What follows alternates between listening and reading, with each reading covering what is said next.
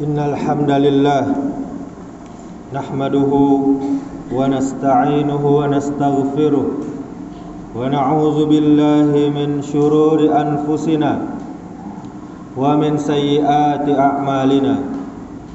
Man yahdihillahu fala mudilla lahu wa man yudlil fala hadiya lahu.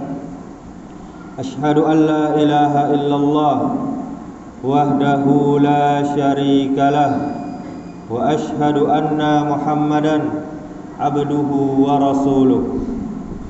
Ya ayyuhalladzina amanu taqullaha haqqa tuqatih wa la tamutunna illa wa antum muslimun. Ya ayyuhan nasu taqu rabbakumul ladzi khalaqakum min nafsin wahidah wa khalaqa minha zawjaha wa bassa minhuma rijalan katsiran wa nisaa wattaqullaha alladzi tasaaluna bihi wal arham innallaha kana 'alaikum raqiba.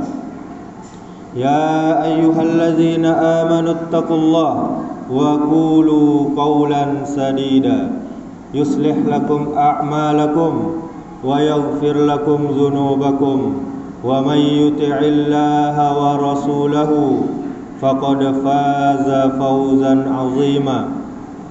Amma ba'du, fa inna asdaqal hadisi kitabullah wa khairal hadi hadiyu Muhammadin sallallahu alaihi wasallam wa syarrul umuri muhdatsatuha wa kullu muhdatsatin bid'ah wa kullu bid'atin dhalalah wa kullu dhalalatin finnar.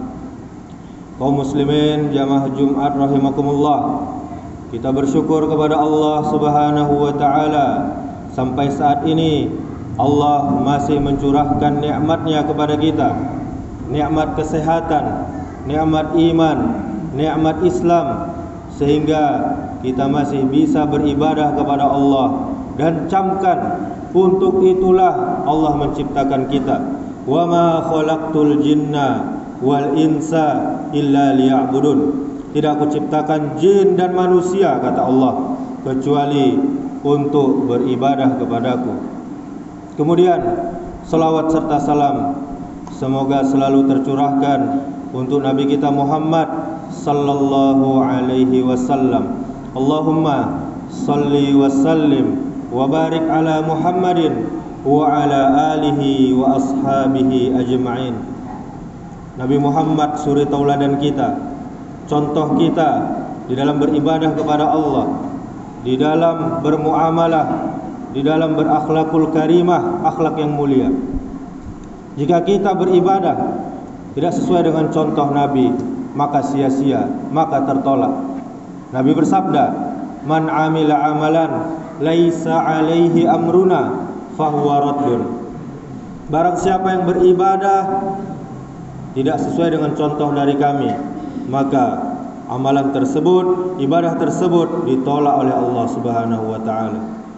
Kemudian kaum muslimin, marilah kita meningkatkan keimanan, meningkatkan ketakwaan kita kepada Allah Subhanahu wa taala dengan cara meningkatkan amal soleh, mengerjakan perintah-perintah Allah, dan kita jauhi apa-apa yang Allah dan Rasulnya larang. Kaum muslimin jamaah Jumat rahimakumullah, di daerah kita ini, Pariaman dan sekitarnya, pada setiap hari Kamis, pada setiap hari Jumat, masih sering kita jumpai remaja laki-laki memakai peci yang berjalan kaki dari rumah ke rumah warga untuk meminta-minta.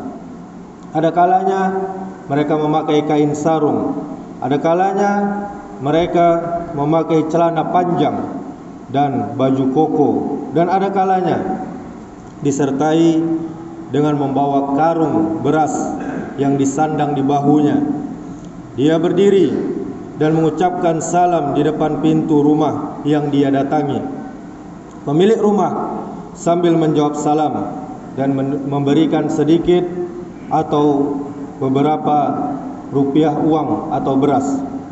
Dan jika pemilik rumah tidak memberi, maka biasanya dia akan mengatakan maaf dulu pakiyah. Kaum muslimin jamaah Jumat rahimakumullah, pakiyah demikian sebutan kepada orang atau remaja yang meminta-minta tadi. Aslinya diambil dari bahasa Arab, yaitu faqih. Artinya adalah orang yang memiliki ilmu agama, yang kata dasarnya adalah fikih, yaitu paham artinya. Remaja seperti ini biasanya ialah pelajar pondok pesantren atau surau dengan sistem pendidikan lama yang masih banyak di daerah Padang Pariaman secara khusus.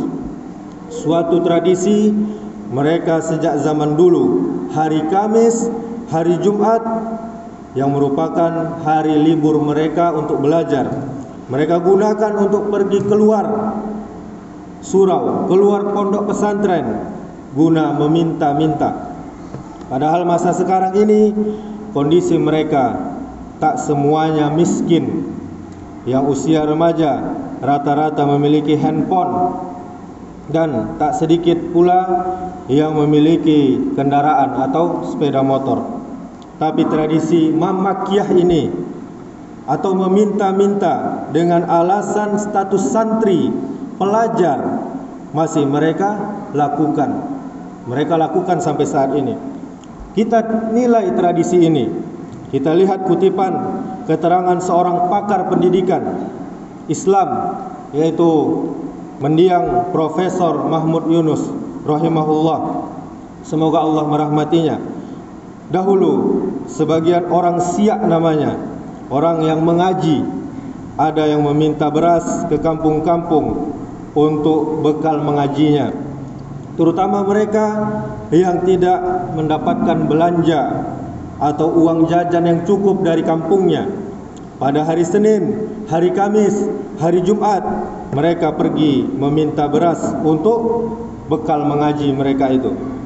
Yang mula-mula mengkritik hal ini adalah Syekh Haji Abdul Karim Amrullah, atau yang sering kita sebut Buya Hamka. Beliau berkata dalam suatu syair yang panjang demikian bunyinya, diminta beras bekal mengaji, tiba di surau kerja mengaji, dihantam memakan bubur dan kanji, itu pekerjaan sangatlah keji. Begitu juga Syekh Haji Muhammad Taib Umar, ada pula dia mengarang syair mengecam pekerjaan meminta beras itu. Beliau berkata, begini nasib Siak Kamutung, sepanjang kampung menyeru untung, tipu muslihat mengisi kantung, akhirnya di akhirat menjadi puntung api neraka. Kepada Allah canda tak suka, sepanjang melahirkan duka, berseru-seru seperti murka. Wahai saudara orang kuasa, meminta-minta janganlah biasa, baik berusaha senantiasa, harapkan rahmat Tuhan yang Maha Esa. Entahlah karena sangat darurat, seperti sakit yang amat berat, atau usaha tidak kudrat, atau sebenarnya papa melarat. Ketika itu tidak mengapa meminta-minta bagi rupa, kepada Allah janganlah lupa. Ini di dalam buku Sejarah Pendidikan Islam di Indonesia, karangan Profesor Haji Mahmud Yunus, penerbit Hidakarya Agung Jakarta, tahun 1996, halaman 86 sampai 87. Kaum muslimin jamaah Jumat rahimakumullah, sikap meminta-minta di dalam Islam adalah suatu perbuatan tercela, perbuatan haram, sebagaimana di dalam hadis yang akan kita bacakan ini, kecuali karena ada alasan yang dibolehkan oleh syariat kita. Di dalam hadis dari Qabisah bin Mukharik Al-Hilali radhiyallahu anhu, dia mengatakan, pernah dulu aku memikul suatu tanggungan atau mencari sejumlah uang guna islah atau mendamaikan orang lain. Lalu aku datang menemui Rasulullah sallallahu alaihi wasallam untuk maksud meminta kepada beliau menutupi bebanku tersebut. Maka Nabi sallallahu alaihi wasallam bersabda, "Wahai Qabisah, sesungguhnya meminta-minta tidaklah perbuatan yang halal kecuali bagi salah satu dari 3 orang saja." Yaitu yang pertama, seseorang yang memikul beban yang sangat berat untuk maslahat, untuk kebaikan orang lain, maka meminta-minta dibolehkan baginya sampai dia menemukan harta untuk menutupinya. Setelah itu dia menahan diri lagi dari minta-minta. Kemudian yang kedua, seseorang yang ditimpa musibah yang menyebabkan ludes hartanya, habis hartanya, maka meminta-minta dibolehkan baginya sampai dia mendapatkan harta untuk menopang kelangsungan hidupnya. Kemudian yang ketiga, seseorang yang dalam kondisi tidak punya apa-apa sehingga sampai 3 orang yang berpandangan baik dalam kaumnya berkata, kemiskinan benar-benar menimpa si fulan. Maka kaum muslimin meminta-minta dibolehkan baginya sampai dia mendapatkan harta guna menopang kelangsungan hidupnya. Sedangkan perbuatan minta-minta pada selain 3 kondisi yang kita katakan tadi, kata Rasulullah kepada Qabisah, adalah harta haram yang pemiliknya akan memakan harta yang haram. Ini hadis riwayat Muslim nomor 1044. Hadis ini kaum muslimin jamaah Jumat rahimakumullah menjadi dalil haramnya perbuatan meminta-minta kecuali bagi 3 macam orang. Yang pertama, bagi seorang yang memikul tanggungan, yaitu seorang menanggung beban orang lain, ada kalanya berupa hutang, diat atau denda, tebusan pembunuhan, atau harta untuk mendamaikan 2 kelompok yang sedang bertikai. Maka kala itu dibolehkan baginya meminta. Dan melihat pemahaman lahiriah hadis ini, konteks hadis ini, sekalipun dia adalah seorang yang kaya, karena tidak suatu keharusan dia menutupi biaya tersebut dari hartanya orang lain, dari hartanya sendiri. Kemudian yang kedua, bagi seorang yang ditimpa musibah dari langit atau dari bumi sehingga harta kekayaannya habis, misal karena banjir, karena kebakaran, karena gempa bumi, atau karena dia korban serangan musuh seperti saudara kita di Palestina hari ini dan semacamnya, dibolehkan bagi dia meminta-minta sampai dia memiliki harta yang dia gunakan untuk penopang hidupnya, untuk makannya, untuk minumnya, untuk pakaiannya, dan untuk tempat tinggal dan lainnya. Kemudian yang ketiga, seseorang yang disaksikan oleh 3 orang yang punya pandangan bijak bahwa dirinya adalah benar-benar orang tak mampu berusaha dan dia tidak punya apa-apa. Contohnya seperti cacat fisik dan semacamnya. Kemudian di hadis yang lain Rasulullah bersabda, "Man sa'ala min ghairi fakir faka'annama ya'kulul jamra." Yang artinya, barang siapa yang meminta-minta, mengemis, padahal dia tidak fakir, dia tidak miskin, maka seakan-akan dia memakan bara api.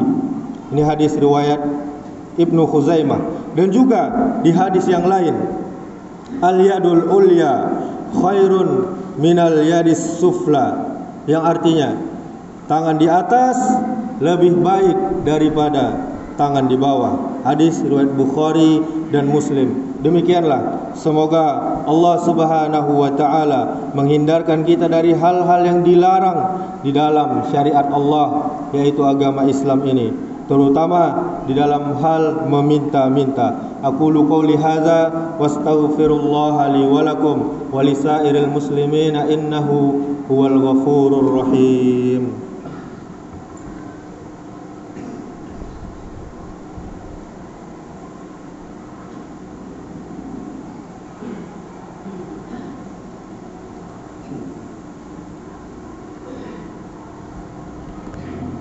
Alhamdulillah hamdan katsiran tayyiban mubarakan fi kama yuhibbu rabbuna wa yarda.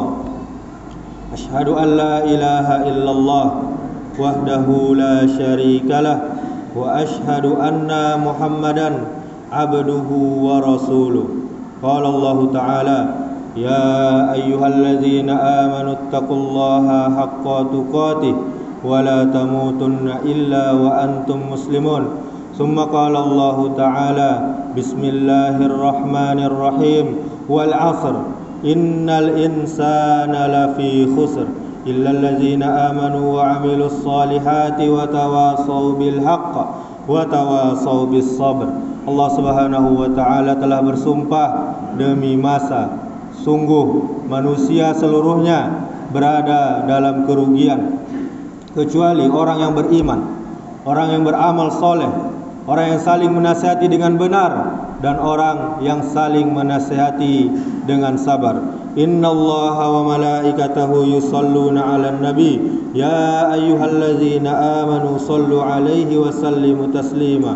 Allahumma salli 'ala Muhammad wa 'ala ali Muhammad kama sallaita 'ala Ibrahim wa 'ala ali Ibrahim wa barik 'ala Muhammad wa 'ala ali Muhammad kama barakta 'ala Ibrahim wa 'ala ali Ibrahim fil 'alamin innaka Hamidum Majid.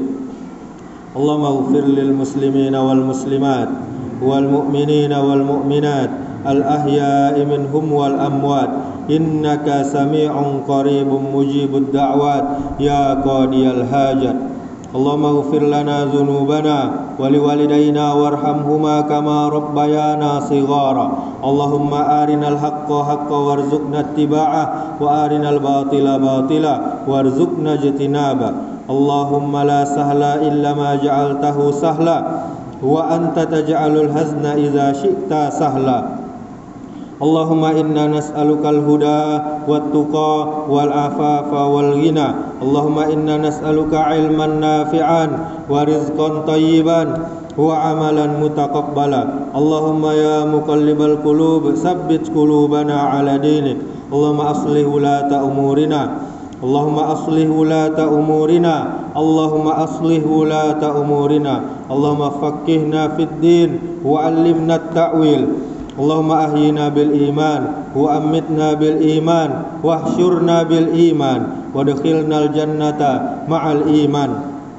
Rabbi ja'al hadza balada aminan. Allahumma 'alaika bil yahudil mu'tadidal ladzina qatalu ikhwananal muslimina fi Filistin. Allahumma 'alaika bihim fa innahum la yu'jizunaka. Allahumma syattat syamlahum wa farraqna jam'ahum wa ja'alid da'irata 'alaihim. Allahumma ahsihim adadan waqtuluhum badadan wa la tughadir minhum ahada. Allahumma anzil alaihim wa ala man awanahum basakal ladzi la yuraddu 'anil qaumiz zalimin. Ya Allah, turunkanlah hukuman-Mu kepada kaum Yahudi yang telah melakukan kezaliman dengan membunuh banyak saudara-saudara kami kaum muslimin di Palestina. Ya Allah, hukumlah mereka, sesungguhnya mereka tak mampu mengalahkan-Mu.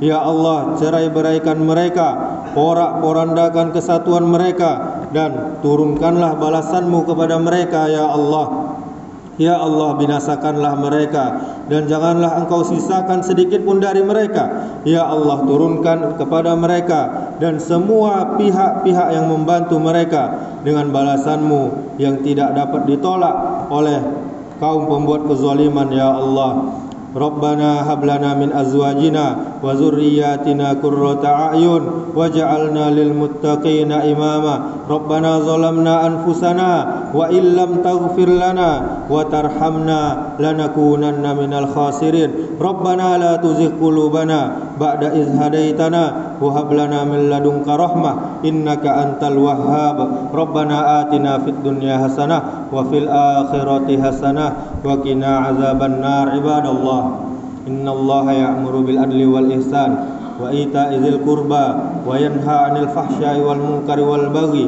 ya'izukum la'allakum tadhakkarun. Fadhkurullahal 'azim yadhkurkum washkuruhu 'ala ni'amihi yazidkum wa la dzikrullahi akbar. Aqimis shalah.